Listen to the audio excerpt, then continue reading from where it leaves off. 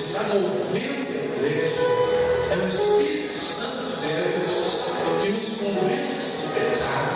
É o Espírito Santo de Deus que vai nos levar até as nuvens, em nome de Jesus. É o Espírito Santo de Deus. Por isso, busque ser cheio do Espírito Santo de Deus. O Espírito Santo de Deus.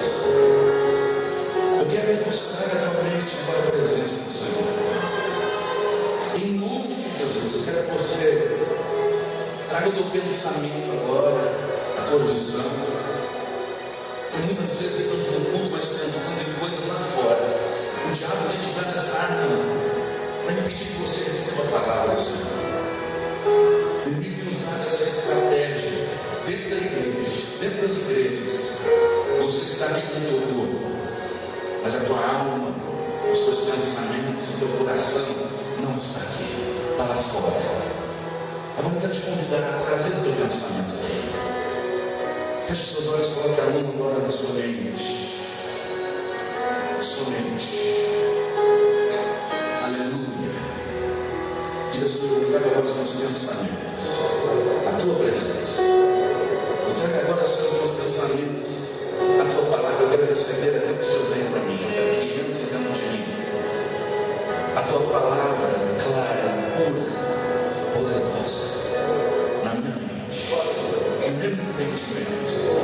O teu Espírito Santo escrevendo está sobre mim a tua vontade, a tua revelação, em nome de Jesus.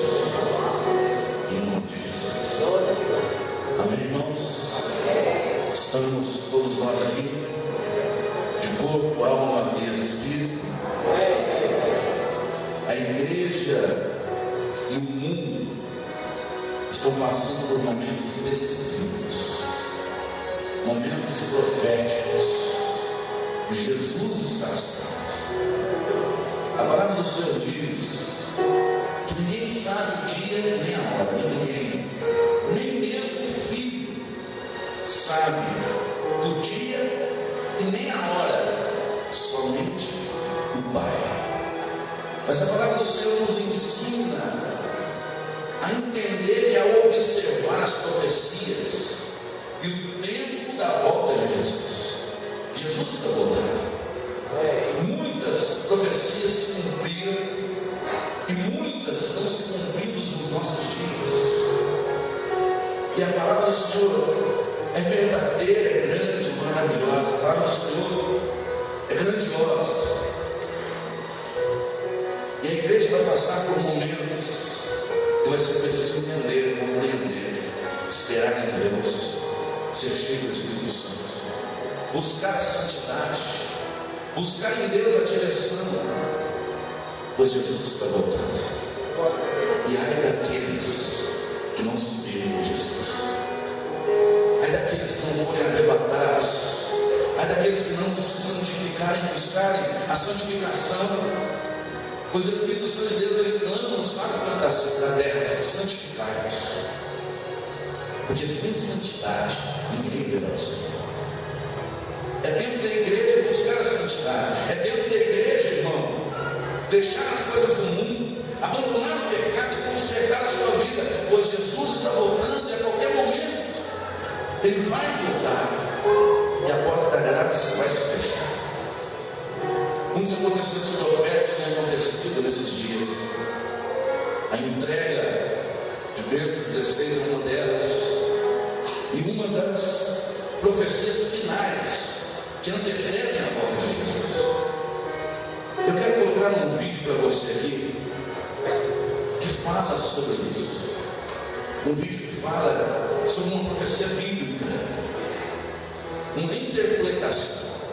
E depois eu quero dar o meu parecer para vocês. Mas primeiro eu quero que você ouça o teu interior, ouça o teu entendimento dessa profecia. Abra para os teus ouvidos. Depois desse vídeo eu quero ler algo para você. Pode apagar todas as luzes.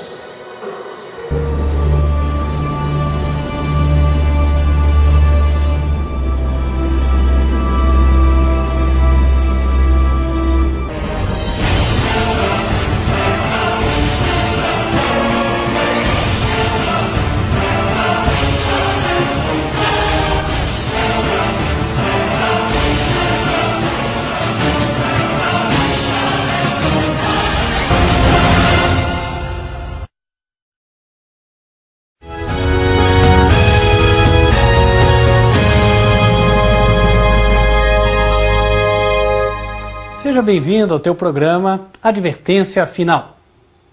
Deu na mídia. Papa Bento XVI afirma em livro que não hesitaria em renunciar se ficasse incapacitado. A notícia é da cidade do Vaticano.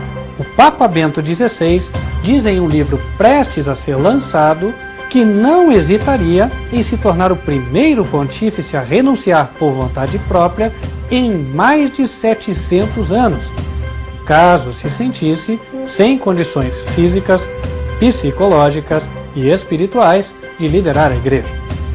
Com franqueza espantosa, o pontífice, que tem 83 anos, aventa a possibilidade de algo que as autoridades da Igreja evitam falar, o que poderia desencadear discussões doutrinais indesejadas.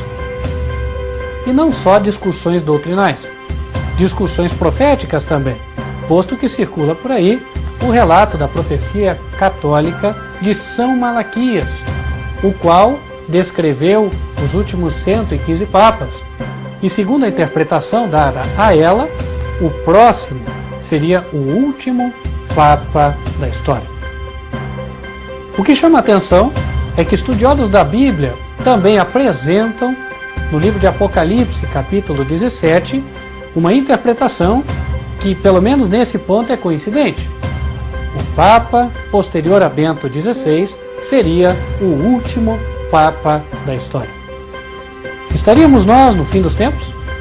É o que vamos ver no estudo de hoje. Não perca!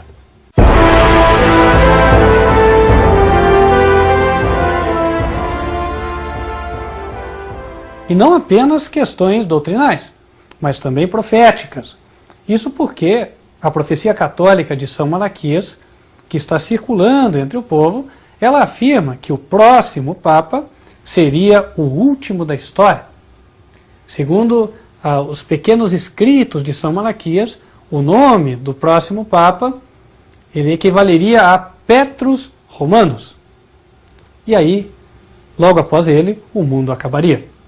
Sobre o Papa que virá depois de Bento XVI, São Malaquias disse: na perseguição final à Sagrada Igreja Romana, reinará Pedro Romano, que alimentará o seu rebanho entre muitas turbulências, sendo que então a cidade das 7 colinas, Roma, será destruída e o formidável juiz julgará o seu povo.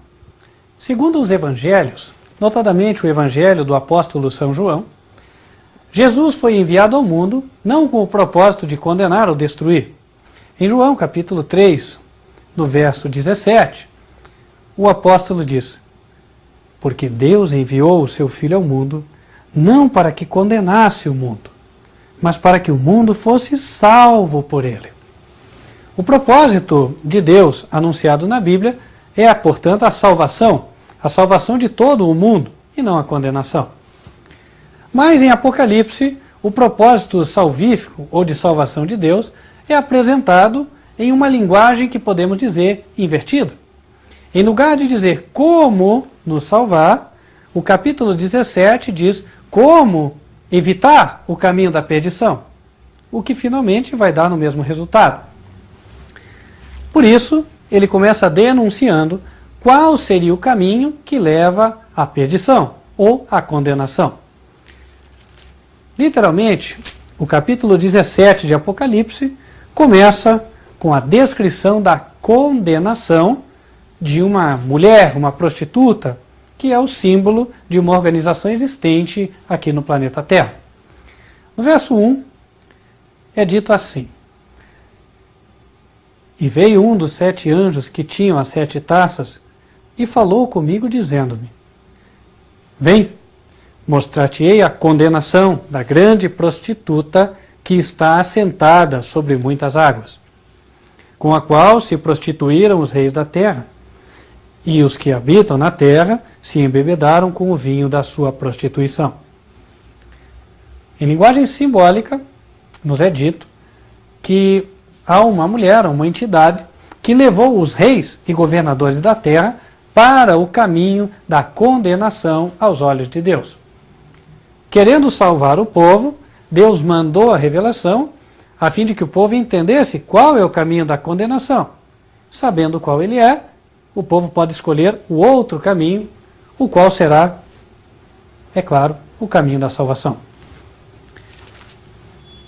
E levou-me em espírito a um deserto, disse João, e vi uma mulher assentada sobre uma besta de cor escarlate, que estava cheia de nomes de blasfêmia e tinha 7 cabeças e 10 chifres. A mulher estava vestida de púrpura e de escarlata, adornada com ouro, pedras preciosas e pérolas. E tinha na mão um cálice de ouro, cheio das abominações e da imundícia da sua prostituição. E na sua testa estava escrito o nome, Mistério, a grande Babilônia, a mãe das prostituições e abominações da terra. E vi que a mulher estava embriagada do sangue dos santos e do sangue das testemunhas de Jesus. E vendo-a eu, maravilhei-me com grande admiração. E o anjo me disse, por que te admiras? Eu te direi o mistério da mulher e da besta que a traz, a qual tem 7 cabeças e 10 chifres. Numa visão simbólica, foi dado ao servo de Deus, o profeta João, a revelação do futuro. E aqui ele vê uma mulher assentada sobre uma besta, a qual tem 7 cabeças. E aí nós podemos fazer a imagem na nossa mente. Obviamente, nós temos que traduzir os símbolos a fim de entender a mensagem que está aqui. Por alguma razão, Deus não colocou a mensagem de forma muito explícita. Ele entendeu que deveria colocá-la assim para que nós estudássemos e entendêssemos o significado das coisas. Mas, com um pouquinho de tempo, paciência e confiança que Deus revela as coisas, a pessoa pode entender. Vamos para as chaves. Primeiro, mulher. Mulher é igual igreja. A igreja é comparada com uma mulher em Efésios 5, verso 25, e diz, vós, maridos, amai vossa mulher, como também Cristo amou a igreja e a si mesmo se entregou por ela. Mulher virgem, mulher pura, deve ser então uma igreja pura que é fiel ao seu marido, marido da igreja, Cristo. Mulher prostituta, que é a mulher de Apocalipse 17, tem que ser, portanto, uma igreja que trai a Cristo. E aí nós já começamos a nos despertar. Por quê? Ora, o anjo começa dizendo que vai anunciar a condenação da mulher. A mulher vai ser condenada, e a mulher é uma igreja. Então, nós começamos a pensar, uai, será que eu, indo numa igreja, ainda assim posso ser condenado? Deus, literalmente, Ele quer levantar a antena, nos despertar, para que nós possamos entender as coisas. Há coisas aí que talvez nós estivéssemos sem enxergar. Mas vamos seguir, e Deus tem como revelar. Mais à frente, ele fala que a mulher estava vestida de púrpura, escarlata, adornada com ouro, pedras preciosas, etc. Todos esses são sinais de riqueza, sinais de poderio, poder econômico. Então é uma igreja que ela tem esses metais aqui, ela tem uns adornos muito bonitos, são igrejas suntuosas, igrejas grandes. Essa mulher é uma igreja que tem esta característica. A mulher estava vestida de púrpura, escarlata, adornada com ouro, pedras preciosas e pérolas. A púrpura é uma cor usada desde antigamente pelos reis, pela realeza. E aqui diz que a igreja, representada por essa mulher mística, ela é adornada com ouro, pedras preciosas e pérolas. Portanto, ela é uma igreja rica. Deus diz que esta igreja, representada pela mulher, em algum momento seria responsável por matar milhões de crentes. Digo crentes porque na nossa linguagem é crente, aquele que vê a Bíblia, lê, estuda, mas na linguagem de Deus, eles podem ser testemunhas de Jesus ou podem ser santos. Deus, ele considera santo aquele que estuda a palavra e obedece. É óbvio que João, um apóstolo de Jesus, ficou maravilhado. Como é que uma igreja vai estar perseguindo crentes? Pois a igreja não é um instrumento para salvar crentes. Tem alguma coisa errada. Mas é isso que Deus quis mostrar. Ele quis despertar. Então, a partir do verso 7, o anjo se propõe a explicar o mistério. Ele fala lá: eu te direi o mistério da mulher e a besta. A besta, como já vimos, tinha 7 cabeças e 10 chifres. E falando sobre a besta, no verso 8, o anjo diz: a besta que viste foi e já não é, e há de subir do abismo e irá à perdição.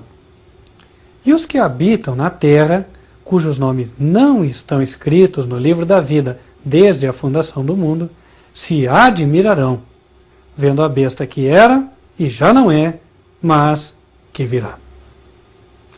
Aqui há sentido que tem sabedoria. As 7 cabeças são 7 montes sobre os quais a mulher está assentada. Nisso aqui, há uma coincidência entre o registro bíblico e a profecia de São Malaquias. Enquanto São Malaquias diz que quando o último Papa existir, a cidade das 7 colinas, Roma, será destruída, aqui a profecia bíblica também fala que as 7 cabeças desse animal simbólico, elas representam 7 montanhas, ou 7 colinas. De fato, a história mostra que a cidade das 7 colinas, ou conhecida como das 7 colinas, é Roma. Portanto, os estudiosos da Bíblia chegam a entender que aqui as 7 cabeças que representam 7 montes, elas devem estar se referindo à cidade de Roma.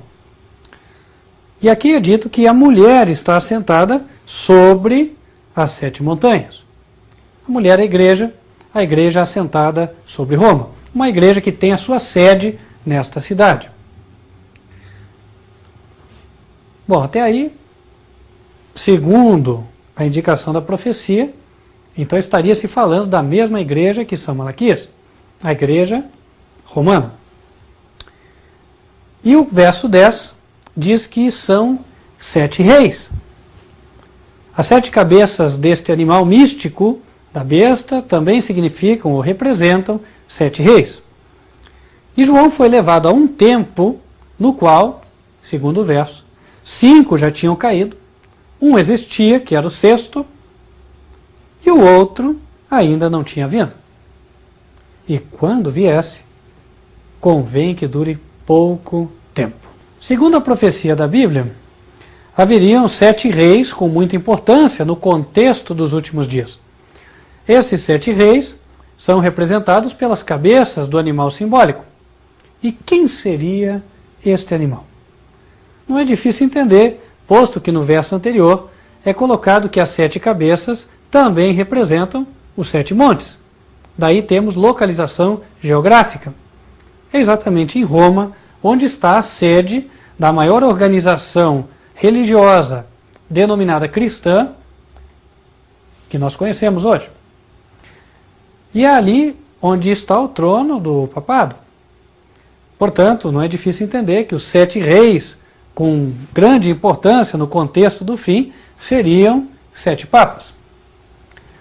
Agora, talvez o que estaria aqui um pouco difícil de encaixar é o fato de que, normalmente, os papas são considerados apenas líderes religiosos, enquanto a Bíblia diz reis. De fato, antigamente, os papas eram apenas e tão somente líderes de igreja. Porém, no ano de 1929, por meio do Tratado de Latrão, houve um acordo entre o governo italiano, representado por Benito Mussolini. Benito Mussolini, só para você lembrar, foi um dos protagonistas da Segunda Guerra Mundial, ao lado de Adolf Hitler. E Benito Mussolini cedeu um espaço de terra à Igreja Católica, que se consolidou no Estado, um país. Esse país tem um nome, Estado Independente do Vaticano. E o Papa, desde então, ganhou um título. O título é Soberano do Estado do Vaticano. A partir de então, oficialmente, o Papa passou a ser rei, porque passou a governar um país de regime de governo monárquico. E é na monarquia que existe a figura do rei. E aí, então, a partir de 1929, a profecia permitiria calcular, ou melhor, contar os papas que correspondem às 7 cabeças. Os 7 reis, ou 7 papas com importância no contexto histórico final. A história relata que de lá até aqui houveram 7 papas de fato. Pio XI estava no trono do papado quando foi feito o acordo, portanto seria o primeiro rei. Em seguida veio Pio XII, depois João XXIII, seguido por Paulo VI, João Paulo I e o sexto, João Paulo II. Após ele, o sétimo, Bento XVI. E a profecia diz, no verso 10, que os papas são 7 reis, dos quais 5 caíram e o sexto existe. Então, segundo a profecia, João Paulo II estaria no poder neste tempo apontado. João foi levado em visão até a nossa época, até a época de João Paulo II. Falando ainda sobre o sétimo, aquele que viria depois, a profecia diz no verso 10: outro ainda não é vindo, e quando vier, convém que dure um pouco de tempo. A profecia fala que o sétimo duraria pouco tempo. E aí é que a informação histórica nos intriga. Logo que assumiu o pontificado, em 20 de abril de 2005, a mídia noticiou que Bento XVI, ele mesmo, previu para si um curto reinado. Isto coincidiria com a informação bíblica de que o sétimo Papa duraria pouco tempo. Estaria a Bíblia se cumprindo? Ou seria uma mera coincidência? No verso 11 de Apocalipse 17, o anjo ainda diz: e a besta, que era e já não é ela também o 8º, e é do 7 e vai à perdição. O próximo Papa, o 8º, iria à perdição, segundo a profecia bíblica. Interessante é notar que, nesse aspecto, há pelo menos alguma coincidência entre a profecia bíblica e a profecia de São Malaquias. São Malaquias diz que é no tempo do 8º que a cidade de Roma será destruída. E a Bíblia coloca que o último Papa caminha para a perdição. No capítulo 16 de Apocalipse, a profecia também aponta a destruição de uma cidade. Mais especificamente no verso 19. E a grande cidade fendeu-se em 3 partes, e as cidades das nações caíram, e da grande Babilônia se lembrou Deus para lhe dar o cálice do vinho da indignação da sua ira. E toda a ilha fugiu, e os montes não se acharam. E sobre os homens caiu do céu uma grande saraiva, pedras do peso de 1 talento, e os homens blasfemaram de Deus por causa da praga da saraiva, porque a sua praga era muito grande.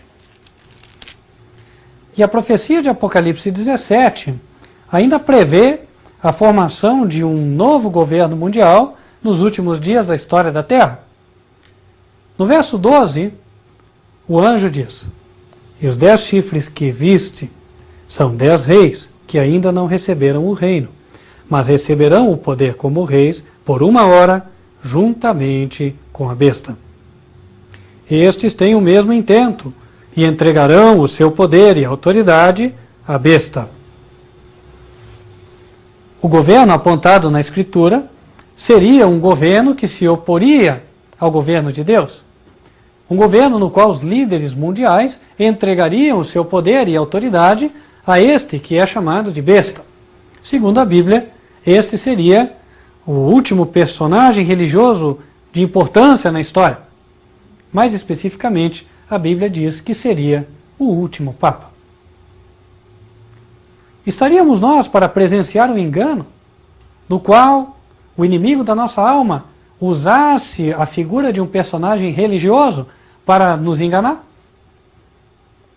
Fosse assim, estaríamos todos em perigo, católicos, protestantes e de todas as demais religiões e fé.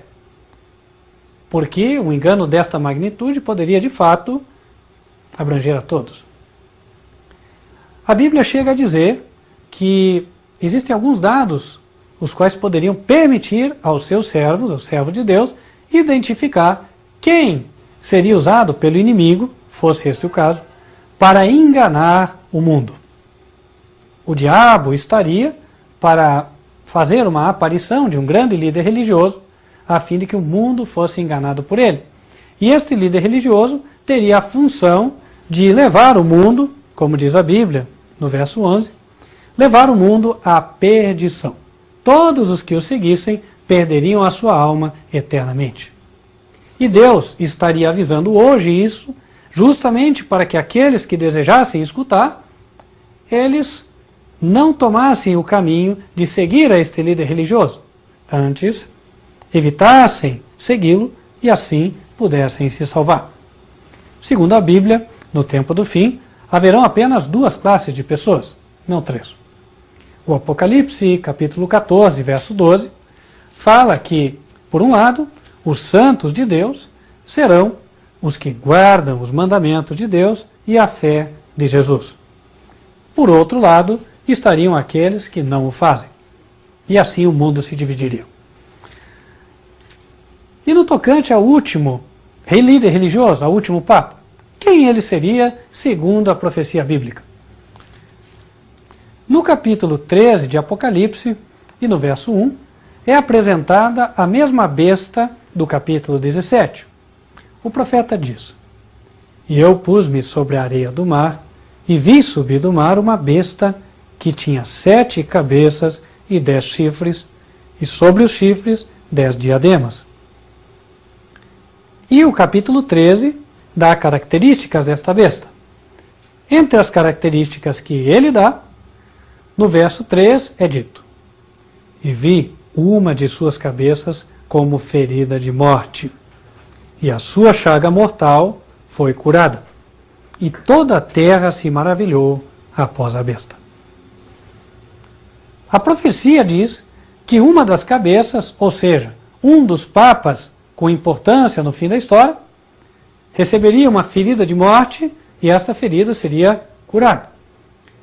Segundo os estudiosos da Bíblia, a palavra traduzida por ferida seria esfazo e teria justamente o significado de morte. Ou seja, isto quer dizer que um dos papas morreria e depois apareceria ressuscitado. Este seria o grande engano do diabo para levar as pessoas após ele e conseguir a sua condenação.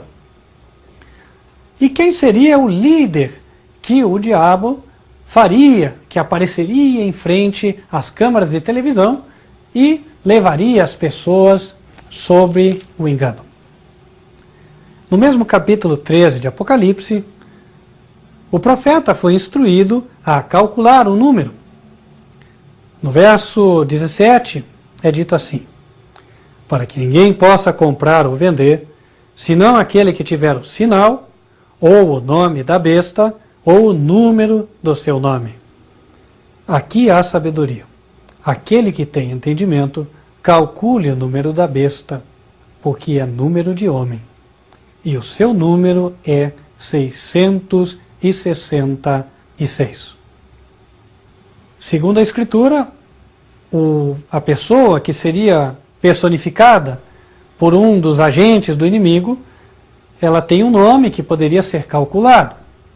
O que nos chama a atenção é que o contexto de Apocalipse 17 nos aponta a cidade de Roma, e mais especificamente o país do Vaticano, onde as letras da língua oficial podem de fato ser contadas. A língua oficial deste país é o latim, e no latim as letras também valem números, chamados números romanos. E cada líder religioso que ali está, cada papa, tem um nome oficial no idioma latim.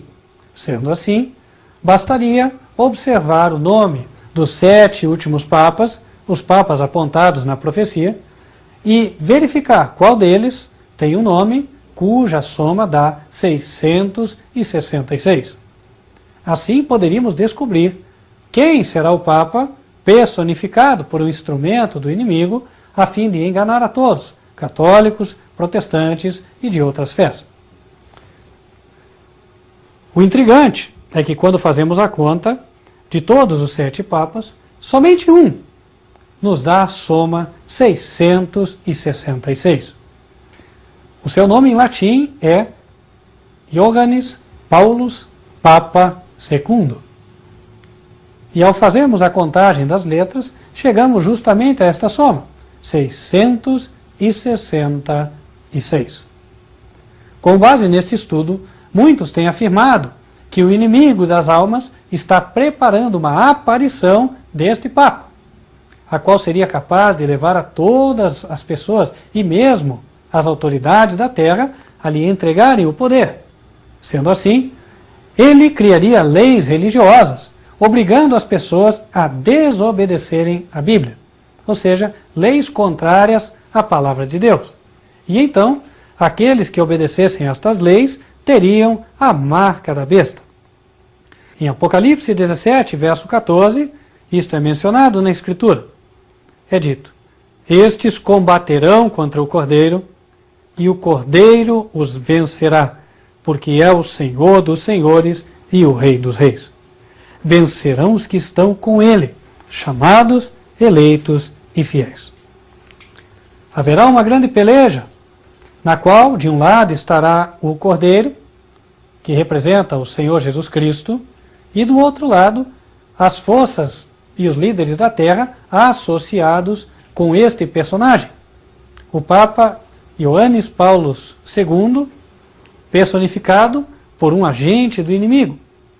E então, cada um tomaria a sua posição, ou do lado de um, ou do lado de outro. Segundo a Escritura, o Cordeiro vencerá o conflito, e aqueles que estiverem do seu lado vencerão também. A profecia é impressionante. E ela nos leva a pensar, estaria tudo isso certo? Se estiver, nós estamos diante de uma decisão. Se não estiver, não perdemos nada. Mas, se estiver, realmente vale a pena observar a Bíblia e estudar com mais cuidado. Afinal de contas, como vimos, e vamos repetir, a Bíblia diz que no tempo do fim haverão 2 classes de pessoas. Em Apocalipse 14, é dito que uma classe é a dos santos, é aquela na qual, creio eu, todos gostaríamos de estar. Apocalipse 14, verso 12, aqui está a paciência dos santos. Aqui estão os que guardam os mandamentos de Deus e a fé de Jesus. Por outro lado, a outra classe está no verso 9, é dito: se alguém adorar a besta e a sua imagem e receber o sinal na testa ou na mão, também o tal beberá do vinho da ira de Deus, que se deitou não misturado no cálice da sua ira, e será atormentado com fogo e enxofre diante dos santos anjos e diante do Cordeiro. Se for assim, temos que saber mais, a fim de que não tenhamos a marca da besta, e sim o selo de Deus. Nós ficamos por aqui, mas convidamos você a que continue estudando conosco, porque, de fato, segundo as informações que estamos tendo, parece que estamos nos aproximando de momentos decisivos. E você? De que lado estará? Você decide. Foi gravado, se não me engano, em 2010. Esse vídeo não é da agora. Essa profecia, essa interpretação profética não é da agora. E nós vemos esse vídeo, estávamos aguardando. Tem um grande temor em pregar sobre o livro de Apocalipse. Apocalipse capítulo 22.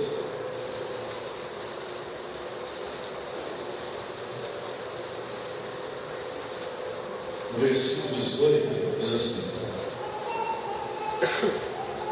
Apocalipse, capítulo 22, versículo 18, diz assim: declaro a todos os que ouvem as palavras da profecia deste livro, se alguém lhe acrescentar algo, Deus lhe acrescentará as pragas descritas neste livro.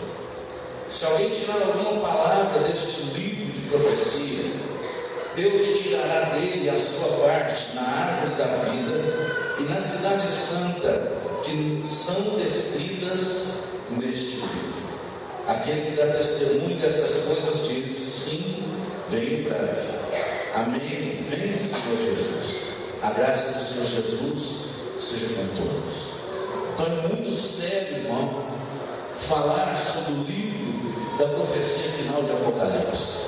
Aquele que tirar ou acrescentar uma palavra será amaldiçoado. Então eu tenho um certo temor quando se fala nessas profecias. Mas uma coisa eu tenho certeza: que nós não podemos ignorar o que está acontecendo nos nossos dias. Nós não podemos fingir que nada está acontecendo, enquanto um grande quebra-cabeça estão se juntando as peças estão se juntando a cada dia, né? Então essa profecia diz a respeito da ressurreição de João Paulo II. Eu, na minha pequena fé, minúscula fé, né, eu não creio que ele venha ressuscitar, mas não duvido também. Eu prefiro aguardar. Mas a palavra do Senhor diz, irmãos, que nós devemos analisar o tempo e as circunstâncias que estamos vivendo. A igreja de Jesus e os tempos, o mundo, vão passar por uma tribulação muito grande. Você vê que ele falou ali no capítulo 21, se não me engano, no versículo 21, que chuva de grandes pedras caíram sobre a terra. Agora, essa semana passada caiu uma na Rússia, né? E existem milhares de pedras ao redor da terra. E ela nem chegou, né, a cair inteira no solo. Só o impacto dela na atmosfera feriu 1000 pessoas na Rússia e destruiu não sei quantos prédios. Caíram prédios só com a pressão dessas grandes pedras. A Bíblia fala sobre Saraiva, grandes pedras, Saraiva.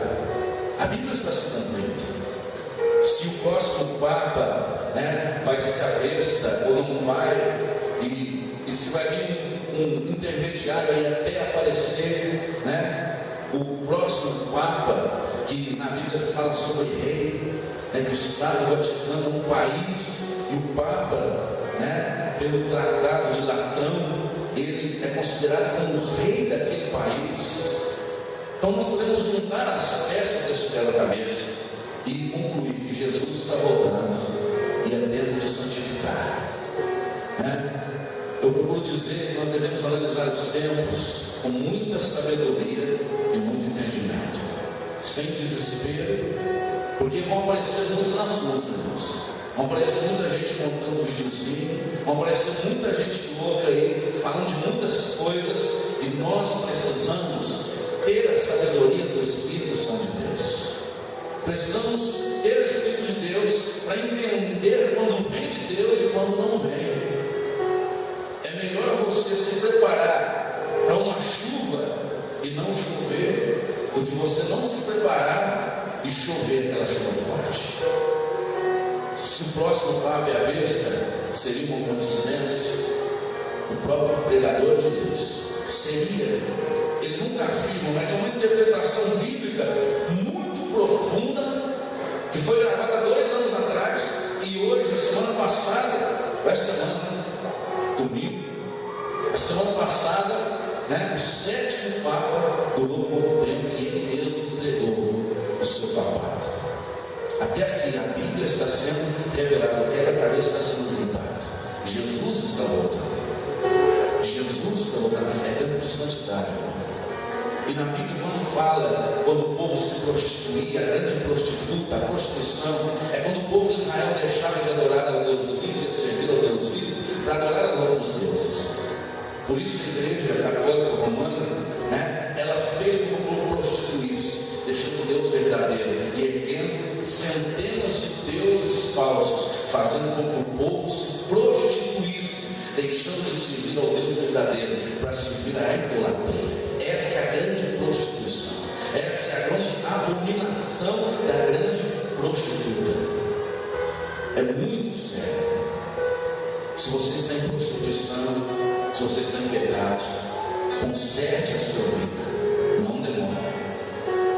pode ser pego de surpresa. Conserte a sua vida dentro da sua família. Jovem, conserte o seu namoro. Não deixe para amanhã, faça isso hoje. Santifique-se na presença de Deus, porque Jesus está voltando. E ai daqueles que estão lá atrás. A igreja vai passando um momento muito tenso, irmão. E nós devemos analisar cada anúncio, cada reportagem, e com sabedoria, nós devemos interpretar cada um e esperar pela volta do Senhor Jesus. Esperar, porque Jesus está voltando. Eu quero deixar um alerta para a igreja aqui. Um alerta. Não creia em tudo que te fala. Analise na palavra. Porque vai aparecer muita coisa. Muita coisa vai aparecer. Se você começar a comer tudo e aceitar tudo que te coloca na tua mente, que a mídia vai colocar na tua mente, que as informações vão vir na sua mente, você vai ficar louco, você vai se desesperar. Mas aqueles que têm o Espírito Santo de Deus, têm a consciência de Deus, esperam em Jesus. E aqueles que têm Jesus Cristo serão vencedores para sempre. Porque maior é aqueles que estão em nós do que aqueles que estão em nós. Aqueles que têm a certeza de salvação, nada disso vai mudar, porque Jesus virá nos buscar e nos levar para Ele. Jesus está voltando. O mundo está preparando para a volta do Senhor. Agora vamos ver em Mateus capítulo de número 24 o que Jesus disse a respeito da sua volta.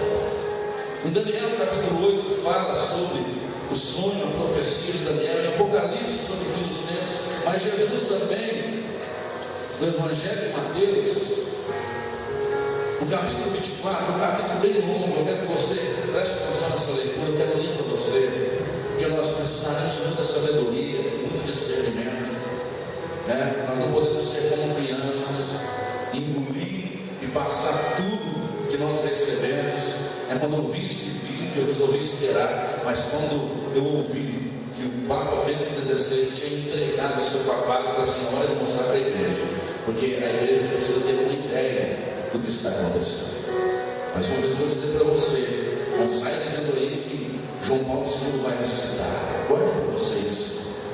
Não sei se vai aparecer amanhã um Papa dizendo que é o Espírito dele, que encarnou em alguém, não sei. A Bíblia, o mistério do Apocalipse é muito complexo. Se você for procurar interpretações do Apocalipse, você vai encontrar interpretações diferentes, centenas de interpretações diferentes.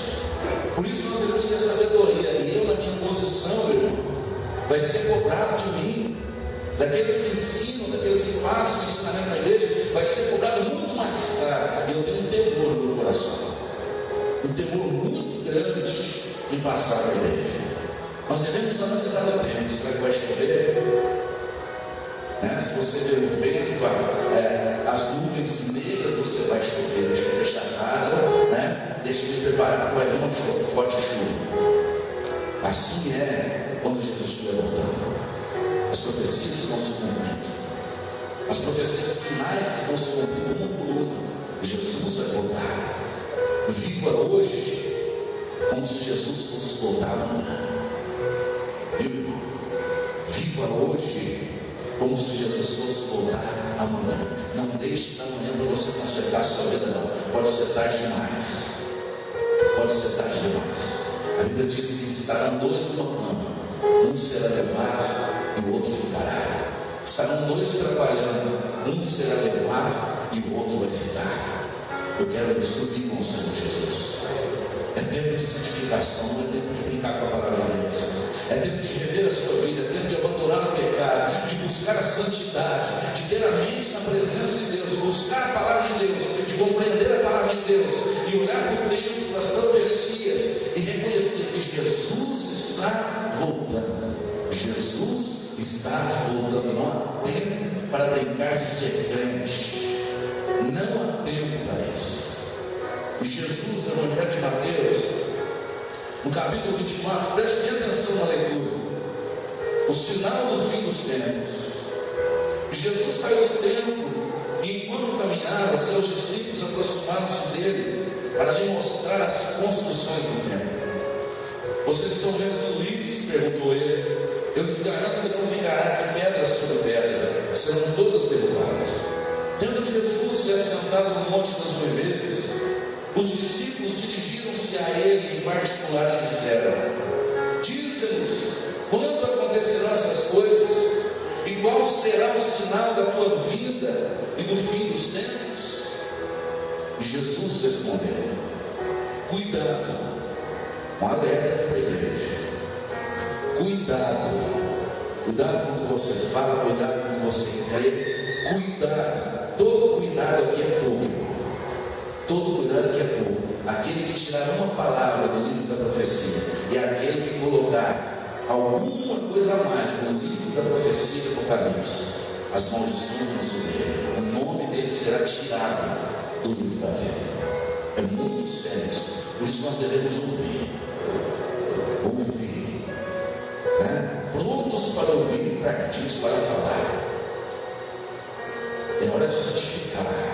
Aquele que tem Jesus, é hora de santificar, de corrigir. A Bíblia diz assim: nos sinais dos tempos, o justo iria se justificar e se santificar mais ainda, mas o sujo, o impuro, iria se sujar mais ainda. É hora da igreja se purificar, abandonar o pecado, acertar no meio da casa, no meio da família, acertar o namoro, acertar a vida cristã e andar em santidade para esperar a volta de Jesus.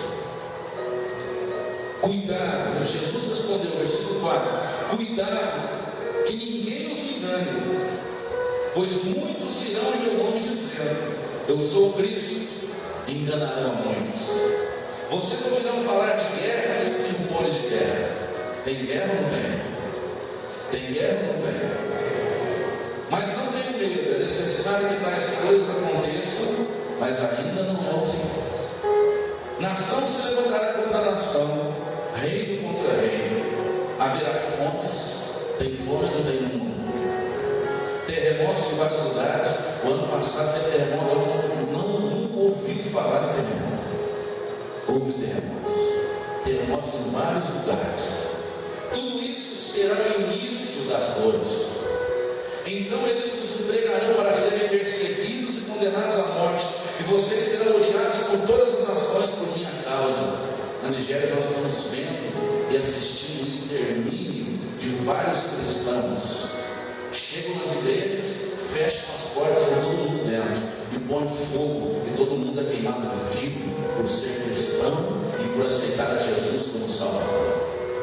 Está acontecendo hoje nos nossos dias. Versículo 10: naquele tempo muitos ficarão escandalizados, trairão uns aos outros, que nós mais temos visto, né? A traição. E numerosos falsos profetas surgirão e enganarão muitos. Devido ao aumento da maldade, o amor de muitos esfriará. Mas aquele que perseverar até o fim será salvo. O Espírito Santo tem falado a todo tempo com a igreja: perseverar, permanecer, persevere, busque, se santifique, pois o Espírito Santo está preparando a igreja para isso. Versículo 14: e este evangelho do reino será pregado em todo o mundo como testemunho a todas as nações, e então virá o fim. Assim, quando vocês virem o sacrilégio terrível do qual falou o profeta Daniel no lugar santo, quem não entenda, então os que estiverem na Judéia fujam para os montes. Quem estiver no telhado de sua casa não desça para tirar dela alguma coisa. Quem estiver no campo não volte para pegar seu manto. Como serão terríveis aqueles dias para as grávidas e para as que estiverem amamentando. Orem para que a fuga de vocês não aconteça no inverno nem no sábado, porque haverá então grande tribulação, como nunca houve, desde o princípio do mundo até agora, nem jamais haverá.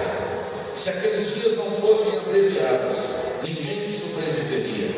Mas por causa dos eleitos, aqueles dias serão abreviados. Se então alguém lhes disser: vejam, aqui está o Cristo, ou ali está ele, não acreditem, pois aparecerão falsos cristos e falsos profetas, que realizarão grandes sinais e maravilhas. Olha como é sério o negócio, irmão. Vai aparecer muito falso profeta, muito falso profeta. Olha o versículo 24, como é sério. Pois aparecerão falsos cristos e falsos profetas, que realizarão grandes sinais e maravilhas. para, se possível, enganar até os eleitos. Sinal de prodígio e maravilha não quer dizer nada nos nossos dias de presença de Deus. Precisamos estar muito atentos a isso. Muito atentos. Muito atentos.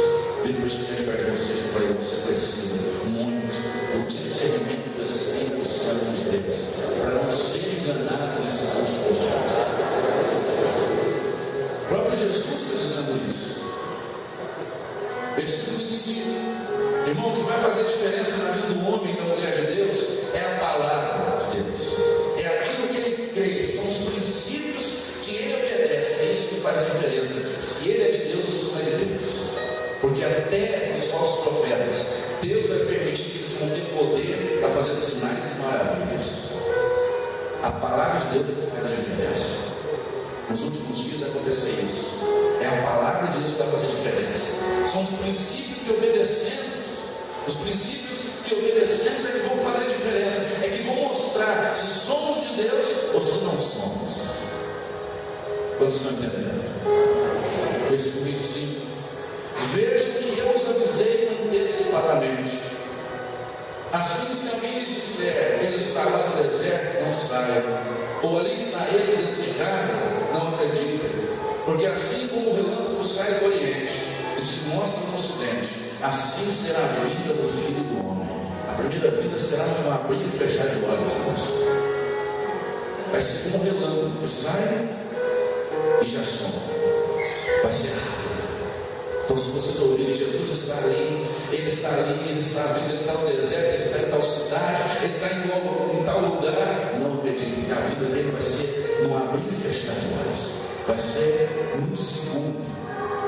E nós subiremos, os escolhidos serão arrebatados, encontrarão com o Senhor Jesus nas nuvens, e o Espírito Santo sairá dessa terra e não se encontrará mais aqui nessa terra. Versículo 27, 26. Assim, se alguém disser, ele está no deserto, não saia, ou ali está ele dentro de casa, não acredite, porque assim como o relâmpago sai do Oriente e se mostra no Ocidente, assim será a vinda do Filho do Homem. Onde houver um cadáver, aí se juntarão os sepulcros.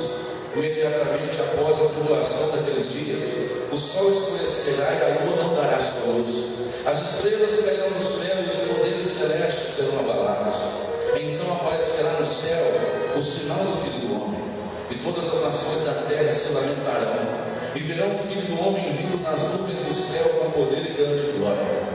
E ele enviará os seus anjos com grande som de trombeta, e estes reunirão os seus eleitos dos quatro ventos, de uma a outra extremidade dos céus. Aprendam a lição da figueira. Quando os seus ramos se renovam, as folhas começam a brotar. Vocês sabem que o verão está próximo. Assim também, quando virem todas essas coisas, saibam que Ele está próximo às portas. Eu lhes asseguro que não passará essa geração, até que todas essas coisas aconteçam. Os céus e a terra passarão, mas as minhas palavras jamais passarão. Versículo 36. Quanto ao dia e à hora, ninguém sabe, nem os anjos do céu, nem o Filho.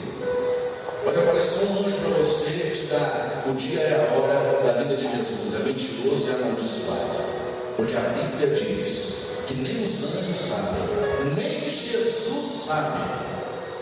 Quanto ao dia e a hora, ninguém sabe, nem os anjos do céu e nem o Filho, senão somente o Pai. Como foi nos dias de Noé, assim também será na vinda do Filho do Homem.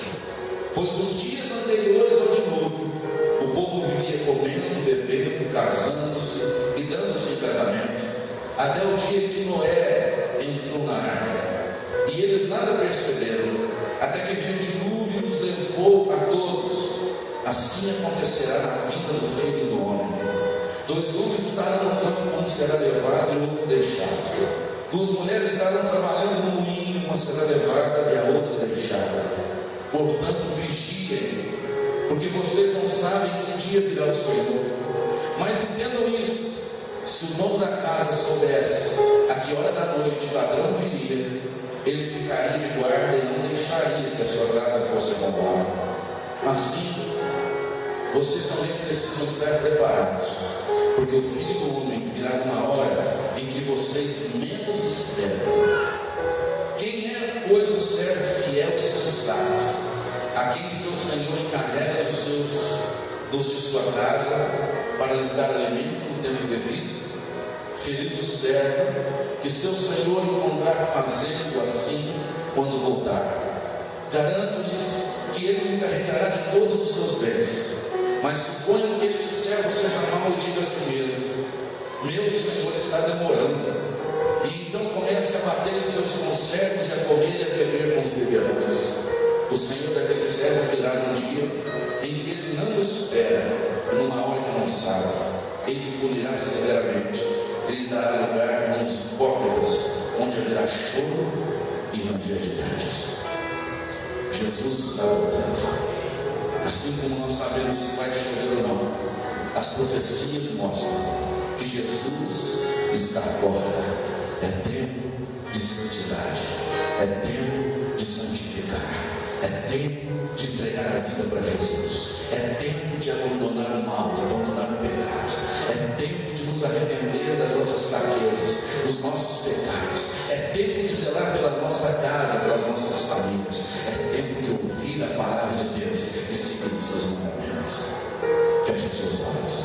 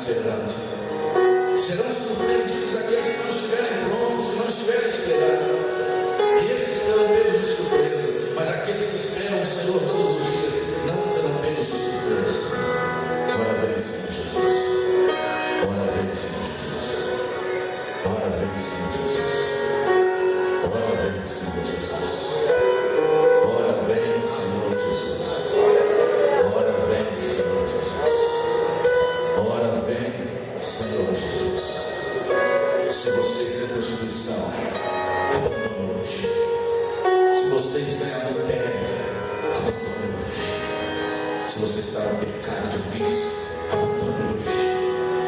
conserte a sua vida, entregue a sua vida para esse Jesus e receba a salvação. Receba a salvação. Amém, irmãos? Que essa palavra venha de encontro com o nosso coração. E é tempo de orar, de vigiar. Vigiar, analisar cada informação, analisar cada momento.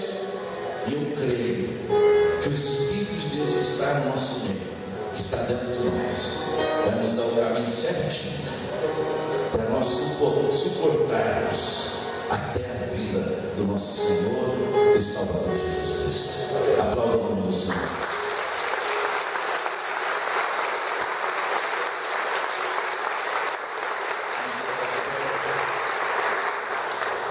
Aleluia. Nada disso mudará a vida daqueles que têm Jesus. Amém? Porque nós estamos firmados na rocha, que é Jesus. E tudo isso vai ser derrotado. O diabo, a besta, o anticristo, o falso profeta, pela palavra de Deus.